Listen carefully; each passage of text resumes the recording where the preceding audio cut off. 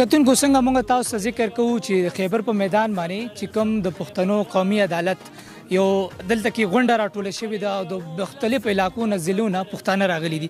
دې وخت کې زه د چارسدې په یو کیمپ کې موجود یم چې د چارسدې مشران ځوانان دلته کې راغلي دي او د دې هم څه بیانیه ده، څه ډیمانډز دي، مطالبات دي او د دې امن دپاره راغلي. یو مشر را سره موجود دی. سر د ټول ناول خو ستاسو ډېره شکریه. مننه جی، خدای مو عزت وکړي. زه په کوم سوچ او په کوم مقاصدو باندې دلته راغلي؟ ستاسو ډېره مننه جی.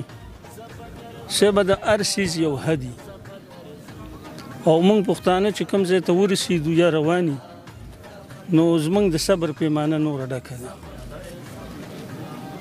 موږ صاحب قسم قسم ظلمونه کېږي، موږ مرو، موږ وژلی کېږو، زموږ کورونه ورانېږي، زموږ مال حال تباه کېږي، خو موږ ته وجه نه ده معلومه.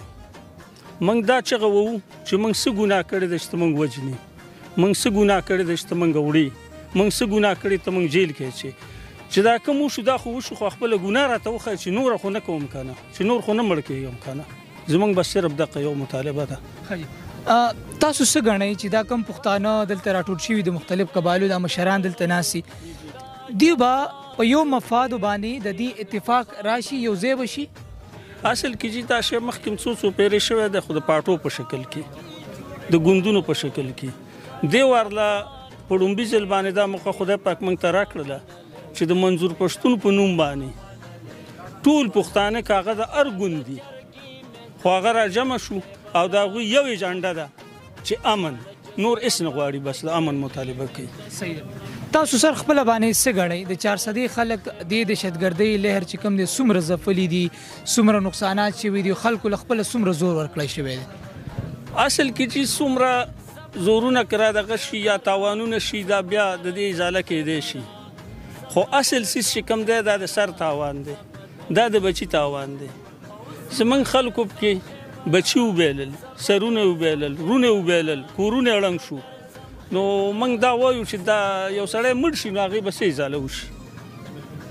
بلکل اخره کې راته دا ووایي څنګه چې تاسو خبره خپله باندې ذکر وکړو، عموما پښتانه چې کوم دی د مفادو په ذریعه باندې تقسیم کړی شوي دي. که په علاقې سطح موږ ګورو مختلف پارټۍ نه دي، مختلف کورونه ساشي، بدقسمتۍ نه زموږ په چمګاونډ کې جوماتونه هم بیل شوي دي. څه ګڼئ دلته چې دا مختلف کیمپونه لګېدلي څومره پورې به کامیاب شي؟ یاره چې د دوی دا اتحاد او اتفاق که نه نو زما په خیال څه چې کامیابي لرې نه ده. خو که سازش لاندې بیا موږ تقسیم نه کړی شو، لکه څنګه چې موږ د جنسو په نوم باندې یا د قومیت په نوم باندې یا د پاټو په نوم باندې تقسیم شوي یو، خو د څپېړې نه وروسته سړی سبق بیا موزي او زموږ مشران هم څپېړې خوړلې وي او موږ هم خوړې وم هم لیدلې. نو انشاءالله چې دې پیرې له به موږ جدا نه شو. صحیح شو، ډېره مهرباني. تھینک یو. کتونکو دا چارسدې کیمپ کې موجود یم، د مشر را سره خبرې اترې وکړلې. چارسدم خپل یو تاریخ لري او ډېر انقلابي ځوانان مشران دې خاورې راټوکولي دي.